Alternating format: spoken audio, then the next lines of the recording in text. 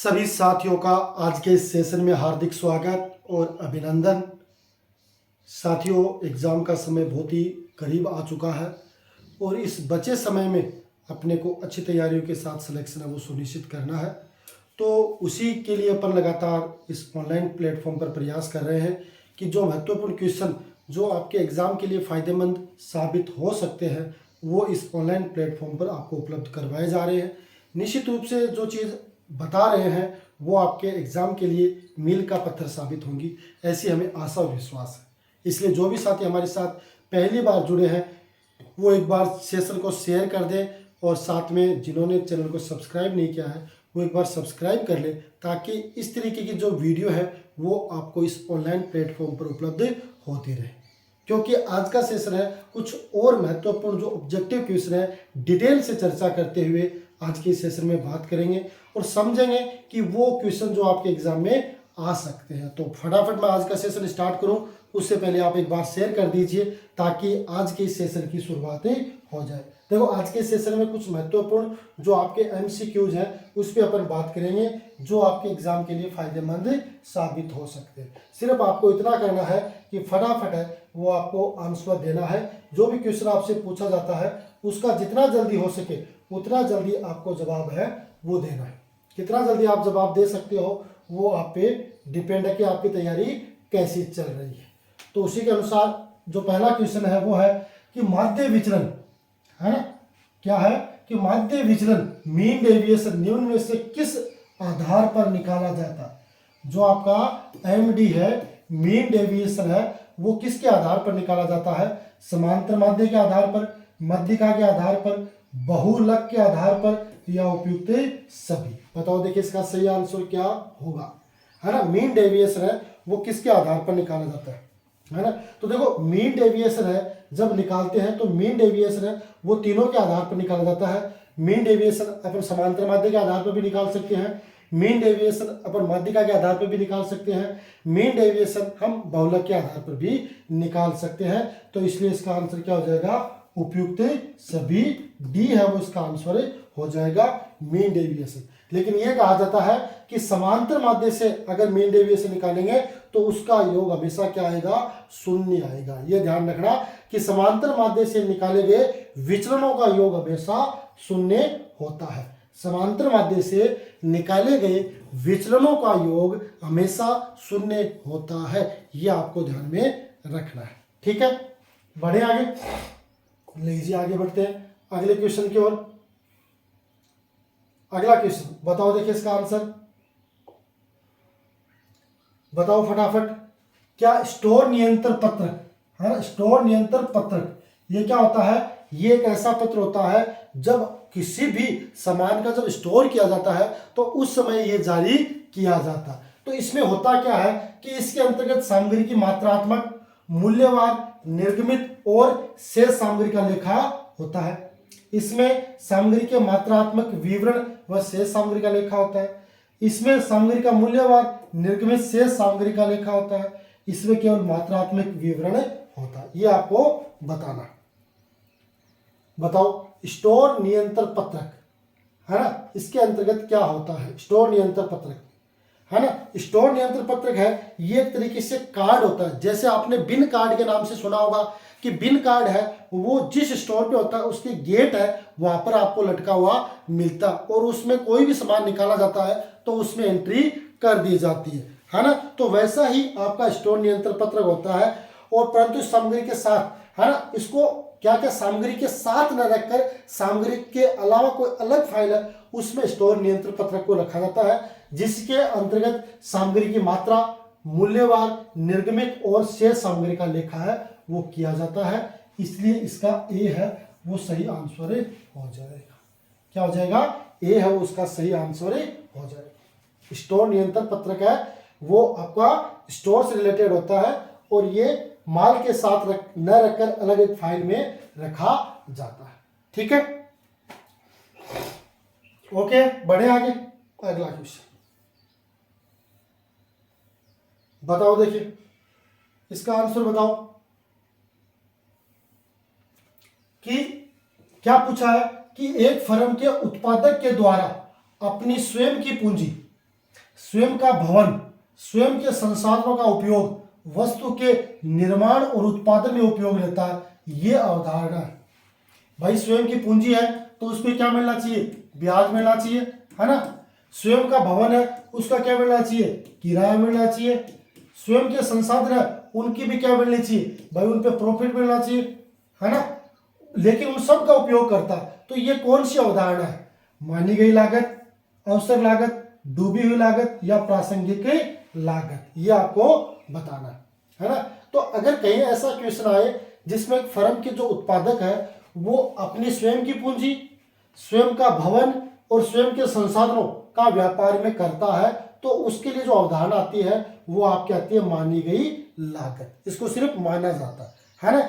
ये लागत वास्तविक लागत नहीं होती है, ये वास्तविक लागत नहीं होती है, परंतु व्यापार का सही निर्णय लेने के लिए इसको काम में लिया जाता है या इसको शामिल किया जाता है। जैसे स्वयं के पूंजी है तो उसका ब्याज मिलना चाहिए, है ना। स्वयं का भवन है उसका किराया, स्वयं के संसाधन है उसका क्या होना चाहिए, प्रॉफिट मिलना चाहिए। लेकिन ये सारे के सारे क्या होते हैं, ये सारे के सारे घरेलू, काल्पनिक, आरोपित और मानी गई लागत ही मानी जाती। घरेलू कह दो, आरोपित कह दो, मानी गई कह दो या काल्पनिक कह दो, इन संबंध के समय यह अवधारणा मानी जाती है। तो इसका ए है वो सही आंसर हो जाएगा। क्या कह दो, घरेलू अवधारणा कह दो, मानी गई लागत की अवधारणा कह दो, काल्पनिक अवधारणा कह दो या आरोपित अवधारणा कह दो, ये एक ही होगी इनसे रिलेटेड।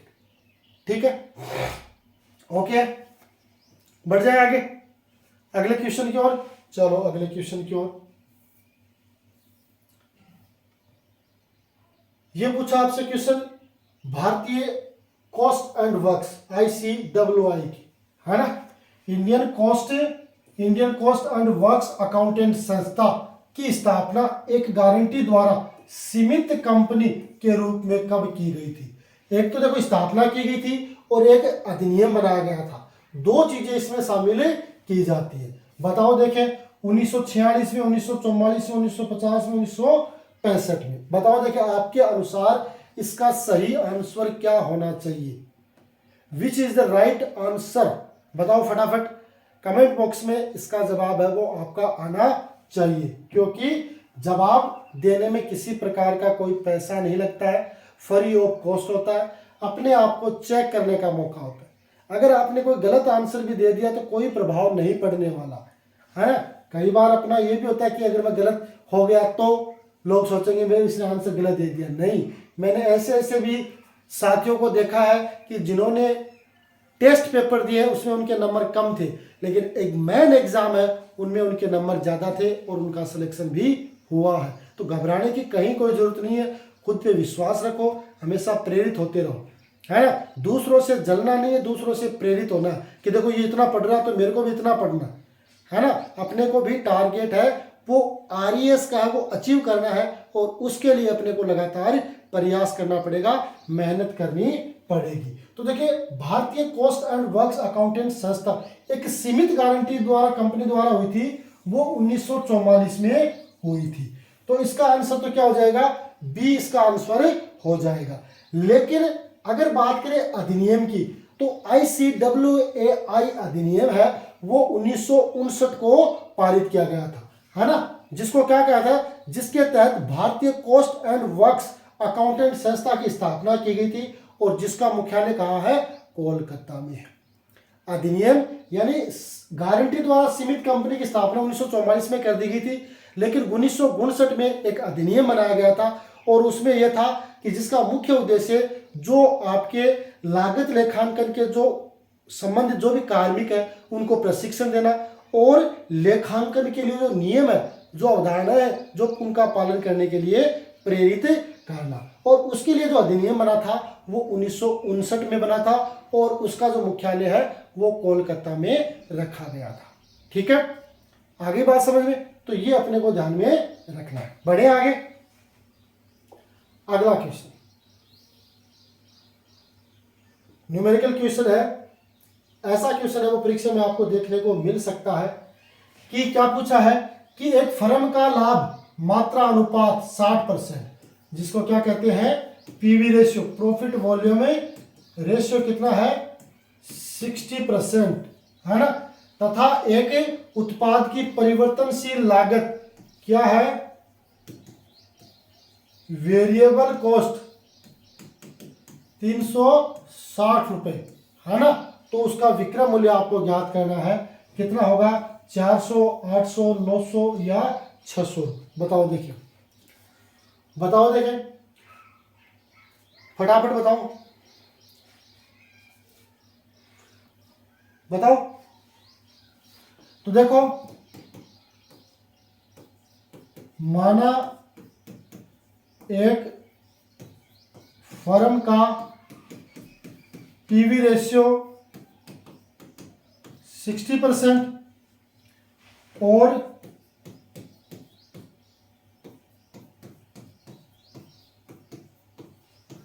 परिवर्तनशील लागत वेरिएबल कॉस्ट 360, है ना, है ना, 360 रुपये, है ना।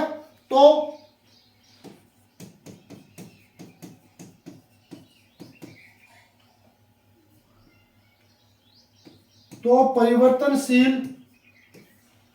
परिवर्तनशील से विक्रय का अनुपात,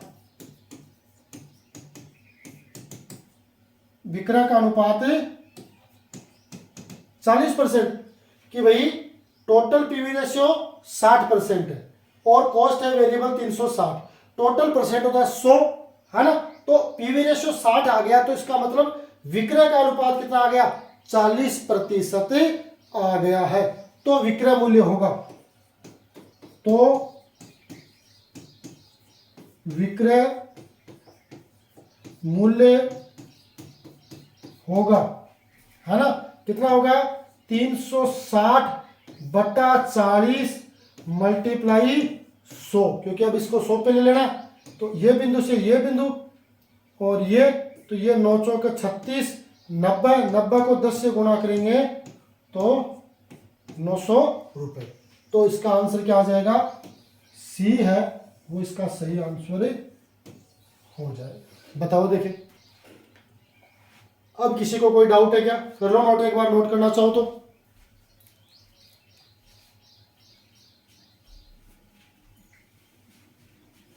अब किसी को कोई डाउट है क्या, बताओ देखें। आराम से इसका आंसर है वो 900 आ जाता, और ऐसा क्वेश्चन है वो आपको परीक्षा में देखने को मिल सकता है, कहीं कोई दिक्कत नहीं है अगर ऐसा क्वेश्चन आपको मिलता है तो। ये सारी चीज अपने को ध्यान में रखनी है, ठीक है, ओके। बढ़े आगे, आ लीजिए आगे।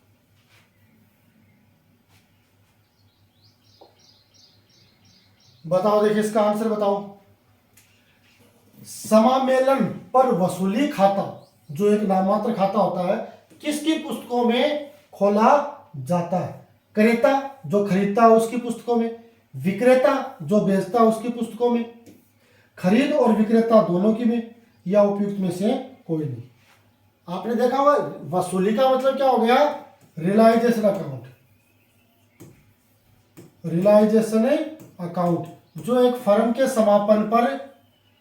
समापन पर खोला जाता है, नाममात्र खाता इसको माना जाता है, ठीक है। तो इसमें क्या होता है कि जो माल बेचता है, यानी जो माल को स्थानांतरित करता है, तो स्थानांतरण करता कंपनी को अपने व्यवसाय को बंद करना होता है, तो वह अपनी संपत्तियों का निपटान करेगा, जितनी भी संपत्तियां उनको वो बेचेगा, और जितने भी जो दायित्व है उन सब का वो भुगतान करेगा, और इनके बीच जो अधिशेष राशि होगी वो जो भी आपके क्रेडिटर्स हैं उनको भुगतान करेगा। और इसके लिए वो एक नया खाता खोला है जिसको अपन वसूली खाता कहते हैं, वसूली खाता, रियलाइजेशन अकाउंट। ये नाममात्र खाते की प्रकृति का होता है, और ये किसके द्वारा खोला जाता है, स्थानांतरण कंपनी या विक्रेता कंपनी द्वारा खोला जाता है। तो इसका आंसर क्या हो जाएगा, बी है वो इसका सही आंसर हो जाएगा, ठीक है, क्या हो जाएगा, बी है वो इसका सही आंसर हो जाएगा। ओके है। तो विक्रेता है वो वसूली खाता खोलेगा। ओके, चलो आगे।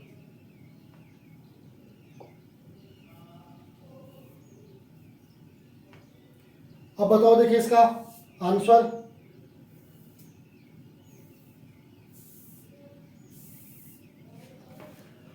आंतरिक आंतरिक पुनर्निर्माण के लिए की आवश्यकता हो सकती है। कंपनी का आंतरिक पुनर्निर्माण होता है तो उस समय किस प्रकार की पूंजी की आवश्यकता होती है? अंश पूंजी का परिवर्तन करके, अंश पूंजी में कमी, ए या बी दोनों, या इनमें से कोई नहीं। बताओ, देखिए अंश पूंजी में परिवर्तन है ना, वो कंपनी अधिनियम 2013 की धारा है ना, धारा दे रखी है कौन सी? 61 से लेकर 64 तक, 61 से लेकर 64 तक की में आप एक कंपनी है वो आंतरिक पुनर्निर्माण करती है तो वो अंश पूंजी में परिवर्तन कर सकती है। जबकि अंश पूंजी में कंपनी अधिनियम 2013 की जो धारा है कौन सी?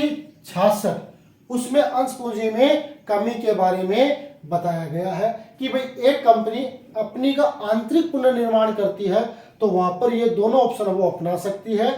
धारा 61 से 64 में कंपनी अपनी अंश पूंजी में परिवर्तन कर सकती है और 66 में अंश पूंजी में कमी भी कर सकती है। तो इसके लिए इसका आंसर हो जाएगा ए और बी दोनों, इसलिए सी इसका सही आंसर हो जाएगा कि भाई एक कंपनी है वो नए अंशों के निर्गमन स्टॉक के साथ पूरी तरह से भुगतान अंशों का रूपांतरण करके जारी कर सकती है।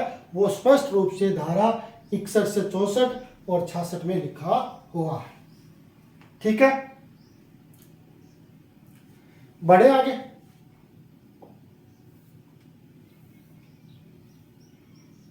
बताओ, देखिए इसका, देखो ये आपके सामने अगला क्वेश्चन, इसका जवाब अपने को देना है। बहुत ही आसान सा, आराम से आप इसका जवाब है वो दे सकते हो। क्या पूछा है कि कंपनी में नियोजित कुल पूंजी 10 लाख रुपए और वापसी की उचित दर 20% और वर्ष का लाभ 15 लाख रुपए। पूंजीकरण विधि के अनुसार कंपनी की ख्याति का मूल्य ज्ञात करना है, यानी आपको कैपिटलाइज मेथड है वो काम में लेनी है। तो देखो इसमें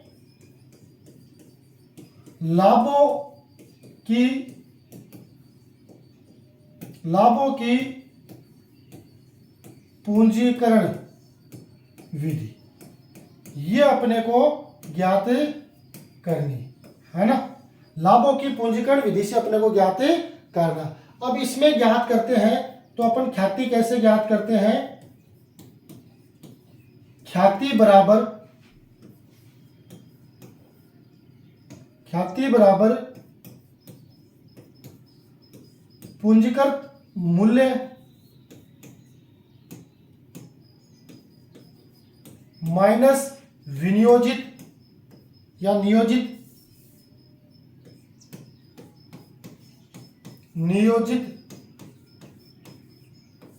कुल पूंजी।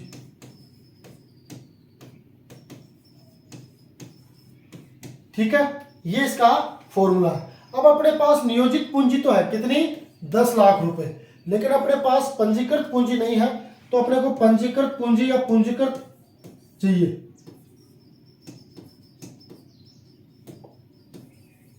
पूंजीकृत मूल्य चाहिए। इसका फॉर्मूला क्या है? औसत लाभ बट्टे सामान्य दर।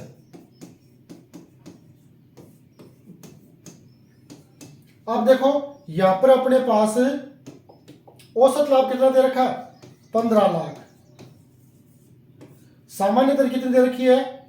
सामान्य दर कितनी दे रखी है? 20% दे रखी है ना, 20 मल्टीप्लाई 100%, हटाएंगे तो ये बिंदु गई और फिर ये 5 और गुणा करेंगे 15 लाख को 5 से गुणा करेंगे तो 75 लाख। कितने हो गए? 75 लाख। अब अपन ख्याति का मूल्य है वो ज्ञात कर लेंगे, है ना। ख्याति बराबर पंजीकृत मूल्य अपना कितना आ गया 75 लाख। नियोजित पूंजी कितनी आ गई 10 लाख। 75 में से 10 घटा दो तो कितनी आ गई 65 लाख। कितनी आ गई 65 लाख। तो इसका आंसर क्या हो जाएगा, बी है वो इसका सही आंसर हो जाएगा। इसमें अपने से पूछा है ख्याति का मूल्य, तो ख्याति का मूल्य हो जाएगा अपना 65 लाख रुपए। ठीक है, कौन सी विधि से, कैपिटलाइज मेथड से। ओके, बढ़े आगे अगले क्वेश्चन की ओर। समझ गए मेरी बात समझ गए ना। नोट कर लेना अच्छे तरीके से इसको, क्योंकि ऐसा क्वेश्चन है वो आपको एग्जाम में देखने को मिल सकता है, कहीं कोई दिक्कत नहीं है। तो ये सारी चीजें जब अपन लगातार इनको पढ़ते रहेंगे तो अपने आसानी से समझ में आ जाएंगे। अब ऐसा अगर कोई क्वेश्चन आता है तो मेरे हिसाब से आपका गलत नहीं होना चाहिए। हो सकता है वो थोड़ा बहुत घुमा के आपसे पूछ सकता है, क्योंकि ख्याति की कई विधियां होती है ना। अधिलाभ के भी आधार पर है, औसत लाभ के आधार पर भी है ना, क्रय के आधार पर भी है। तो वो अपने को पता होनी चाहिए कौन सी मेथड से वो अपने से पूछ रहा है। ठीक है, बढ़े आगे। अगला क्वेश्चन बताओ, देखिए इसका क्या आंसर होगा।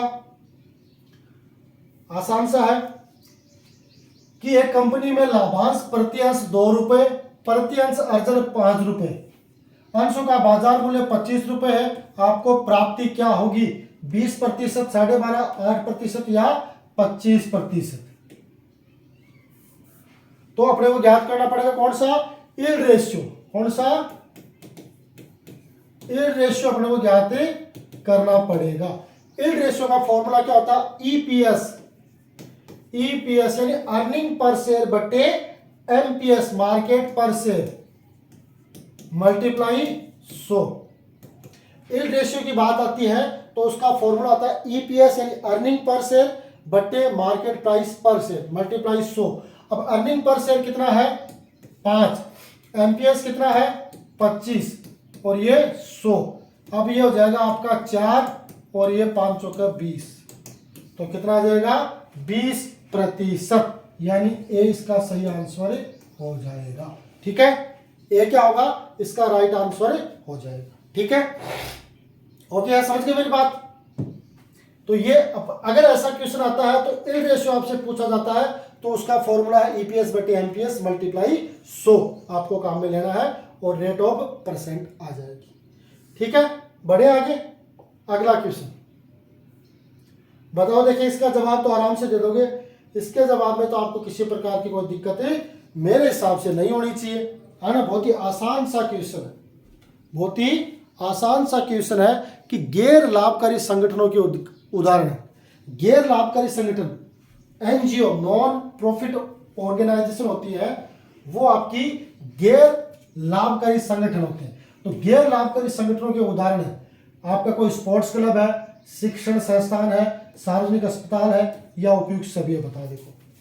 यानी ऐसी संस्थाएं जिनका उद्देश्य लाभ कमाना न होकर धार्मिक कल्याण, लोक कल्याण, सामाजिक उत्थान के लिए जो कार्य करती हैं वो आपकी गैर व्यापारिक संस्थाएं होती हैं। ये गैर व्यापारिक संस्थाओं में जैसे आपके स्पोर्ट्स क्लब है, शिक्षण संस्थाएं हैं, सार्वजनिक अस्पताल है, धार्मिक जो आपकी धर्मशालाएं, कुएं हैं, बावड़ी है, इस तरीके के संगठन जितने भी होते हैं वो लोक कल्याण के लिए काम करते हैं। और इसमें 2 तरीके के जो खाते हैं वो बनाए जाते हैं। एक तो आपका होता है कौन सा, प्राप्ति और भुगतान खाता, प्राप्ति एवं भुगतान खाता,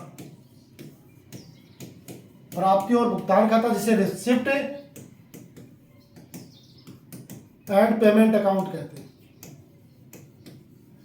रिसिप्ट एंड पेमेंट अकाउंट जो आपके कैश अकाउंट की तरह होता है। एक अकाउंट तो इसमें कौन सा तैयार किया जाता है, प्राप्ति और भुगतान खाता जो कैश अकाउंट की तरह होता है। और दूसरा होता है आपका प्राप्ति और भुगतान खाता के अलावा दूसरा होता है कौन सा होता है, दूसरा कौन सा होता है, आय व्यय खाता, या इसको दूसरा कौन सा कह सकते हैं, है ना। दूसरा खाता कौन सा कह सकते हैं, रिसिप्ट एंड पेमेंट अकाउंट जिसे प्राप्ति और भुगतान खाता कहते हैं। दूसरा होता है आपका कौन सा खाता, इनकम एंड एक्सपेंडिचर अकाउंट। कौन सा? इनकम एंड एक्सपेंडिचर अकाउंट, जो आपका एज ई P&L अकाउंट की तरह है होता है, P&L अकाउंट की तरह होता है। ये कैश अकाउंट की तरह होता है और ये P&L अकाउंट की तरह होता है। तो गैर लाभकारी संगठनों के उदाहरण की बात करें तो उपयुक्त है वो सभी होंगे, इसलिए इसका डी है वो सही आंसर हो जाएगा। क्या होगा? डी इसका राइट आंसर हो जाएगा। ठीक है साथियों, अब ये बताना आपको कि भाई आज का सेशन है वो आपको कैसा लगा, कितने क्वेश्चन है वो आपको पूर्ण समर्पण भाव से आ रहे हैं, है ना। अगर अब भी आपने इन पॉइंटों को छोड़ दिया है तो जरूर आपके पास मौका है, जितना आपके पास समय है उस समय का सदुपयोग करते हुए जो पॉइंट आपने अभी तक छोड़े हैं उनको भी आपको पढ़ने का प्रयास करना है। इसके अलावा भी जितना आपके पास मैटर है, मैटर अगर संक्षिप्त है तो कोई दिक्कत नहीं है ना, लेकिन जो भी पढ़ो वो इतने विश्वास के साथ पढ़ो कि उनमें से कोई क्वेश्चन आए वो आपका गलत नहीं होना चाहिए। वो अगर आपका गलत नहीं होगा तो निश्चित रूप से आप इस दौड़ में सबसे आगे हैं। पर कई बार क्या होता है कि हम सिलेबस को पढ़ते ज़्यादा और सिर्फ एक बार पढ़ते हैं, यानी ज़्यादा सिलेबस पढ़ते एक बार पढ़ते तो वो अपने दिमाग में फीड नहीं होता है। पढ़ लो चाहे लिमिटेड सिलेक्टेड, लेकिन पढ़ो ऐसा कि अगर उसमें से कोई क्वेश्चन आए तो वो आपका गलत नहीं होना चाहिए, ये अपना नज़रिया होना चाहिए। तो ये था आज का एक और शानदार जानदार और छोटा सा सेशन जो मैंने आपके साथ शेयर किया है। निश्चित रूप से आज का सेशन है वो आपके लिए बड़ा खास और इन्फॉर्मेटिव रहा होगा, ऐसी मैं आशा और विश्वास रखता हूँ। अगर आपको भी ऐसा लगता है तो जरूर आज के सेशन को लाइक कर दें, चैनल को सब्सक्राइब कर दें, जुड़ जाएं हमारे साथ इस एक शानदार मुहिम को आगे बढ़ाने के लिए। लगातार आपका सहयोग की आवश्यकता रहेगी और आपका सहयोग हमें लगातार मिलता भी रहा। इसी आशा और विश्वास के साथ आज के सेशन में इतना ही। मिलेंगे अगले सेशन में, तब तक के लिए गुड बाय।